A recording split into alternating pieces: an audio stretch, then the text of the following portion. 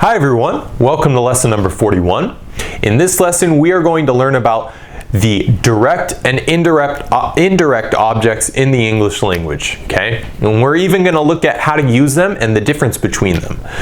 Knowing how to use the direct and indirect objects in English is so important because they can tell you who is doing something and what is being done. So we're going to begin the lesson by looking at direct objects, which are distinguishable because they answer the question of whom or of what. All right? Now, a direct object. A direct object is easy to spot and to find because it is essentially the receiver, right? It takes the action. It receives the action that's being performed in the sentence. Okay, so let's take a look at a few sentences. She can fly a kite.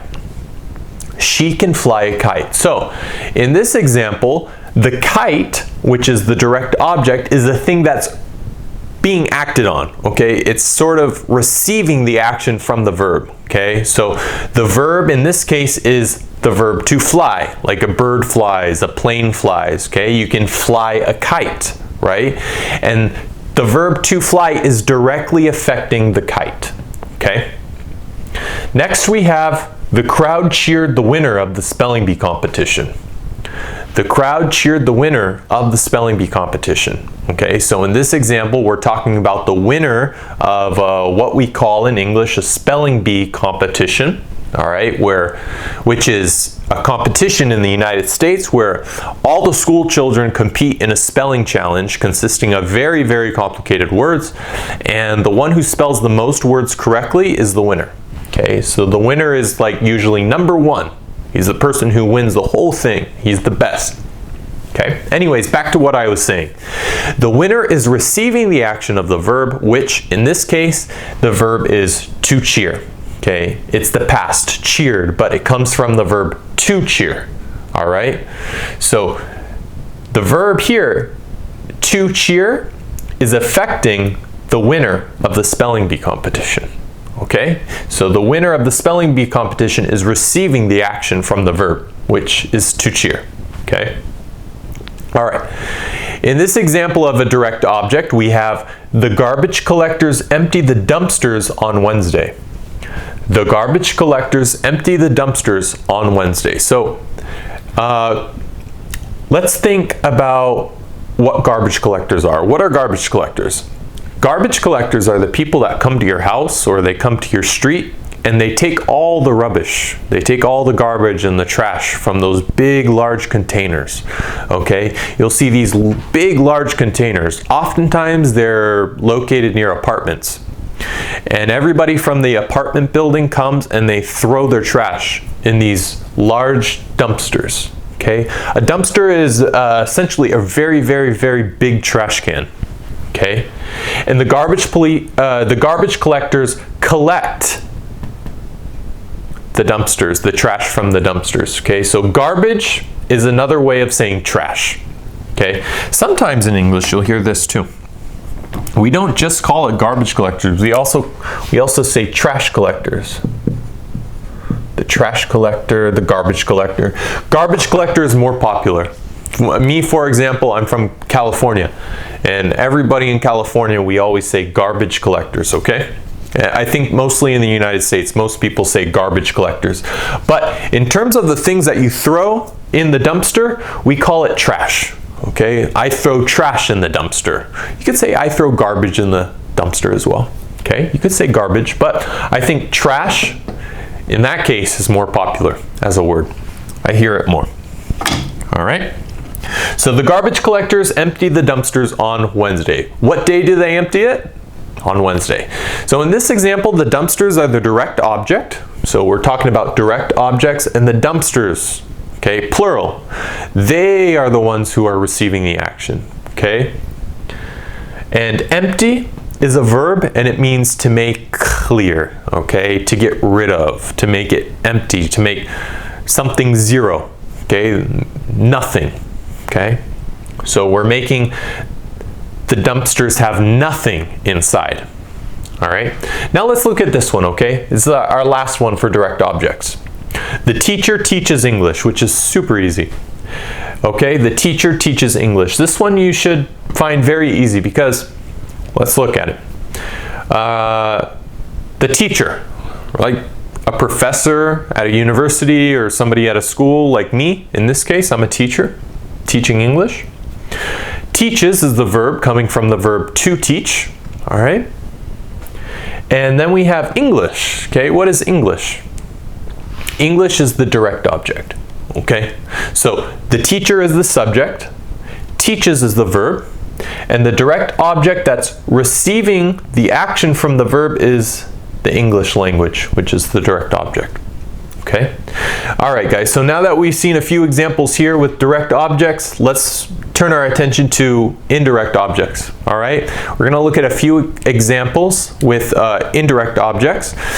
They're very easy to look at, to find, to spot, because they can even coincide with a direct object in a sentence. So oftentimes you'll see an indirect object and a direct object together. Okay, so it's also very easy. Indirect objects are usually a person or a thing, and they answer the question of to whom did something happen to, or for what, like for what reason. Now, an indirect object can take the form of a noun or a pronoun, and unlike a direct object where it's acted upon by a verb, the indirect object receives the direct object. Okay, so let's take a look at some examples. Indirect objects. Tony handed the telephone to his father. Tony handed the telephone to his father. So as you can see here, the verb is to hand, right? Which is synonymous with to give, meaning to give somebody something, to hand somebody something. The direct object is the phone, okay? The telephone. So that's the direct object in this case. And then where's the indirect object? Do you know where the indirect object is? The indirect object, remember, is the person or the thing that's receiving the direct object, which in this case is the father, okay, the dad. All right, so the dad is the indirect object and the telephone in this example is the direct object. Okay, now the word to, in this case, you'll see oftentimes to. Now, this word here, we don't have to always use it, but the word, when we do use it in our examples, the word to helps to transfer the direct object here all the way to the indirect object. Okay, so you'll see it. Tony handed the telephone. Now let's go ahead and transfer the telephone to the indirect object to his father. So we need that word to in this sort of example. Okay, however, like I said before, you don't always have to use the word to. It's not always required. If, for example, you rearrange the sentence by placing the indirect object after the subject, okay, so the indirect object is here, and if you put it after the subject, then you put it over here, then you don't need that word to.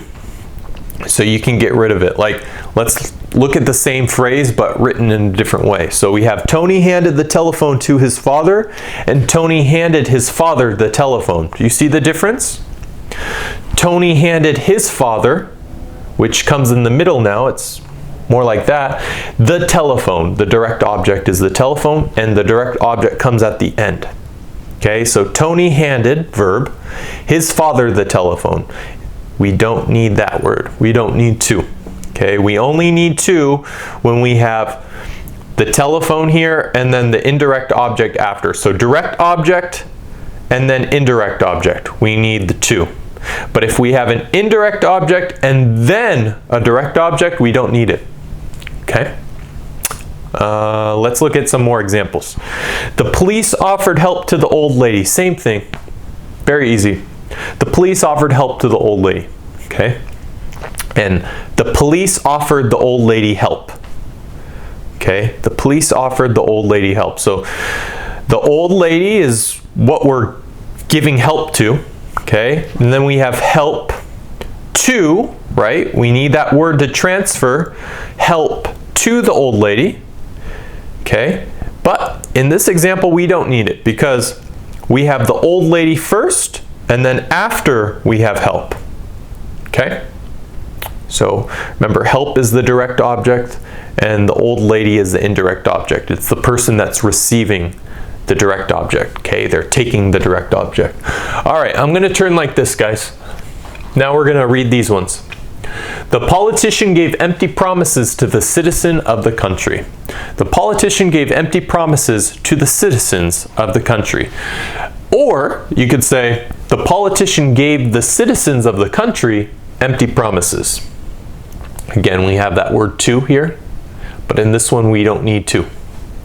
The politician gave empty promises. A promise is something that you make, right? You make a promise and you keep it.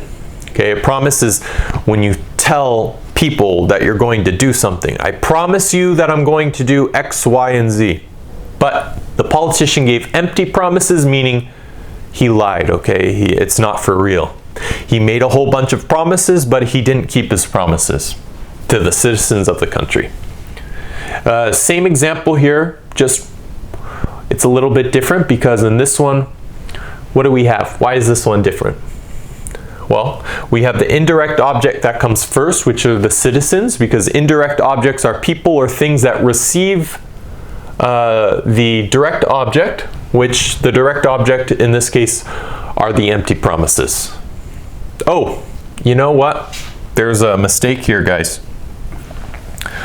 Promises. Promises. Okay. Much better. Sometimes spelling can be a little hard in English. Sometimes you'll have two S's, sometimes you'll have just one S, and they sound exactly the same, and you don't know whether to write one S or you don't know whether to write two S's. There's a lot of examples like that in the English language. Unlike other languages like Spanish or a few others where everything is spelled exactly how it's pronounced almost, English is not really like that. English is a language that you have to memorize the spelling for a lot of words, and that can be complicated sometimes. Okay, let's look at the next one. He brought some flowers to them. Ooh, look at, we have them. Remember, we're referring to they as people, multiple people. He brought some flowers to them versus he brought them some flowers. Okay, so them is a pronoun. Them is a pronoun. They're the people that are receiving the direct object, which in this case are the flowers. Notice we have the word to, because the to transfers the flowers to them, okay, to the people, but we don't need it here. Dad read a book to her, again, pronoun, about Cinderella. Cinderella, you know, she has the stepmother and she has the stepsisters and she wants to go to the ball with the prince and she has a glass slipper and a fairy godmother. Dad read her a book about Cinderella. Again, we don't need the word to. And then let's look at our last two examples, okay? They brought some chocolates to me, okay? And they brought me some chocolates. Okay, so everybody, I hope this lesson cleared up some of the confusion you may have had about direct and indirect objects, and now hopefully it will be easier to distinguish between the two, you know, to be able to tell, oh, this is a direct object and this one right here, this is an indirect object. I know the difference, right? So anyways, that's all for this lesson today. Don't forget to like and subscribe to the channel so we can expand it and include much more things for, you know, English grammar and vocabulary and all this stuff, all right? We want to expand this channel, make it really big. So with your help, we can maybe do that. Thank you, as always. Thank you for watching, and I'll definitely see you next time.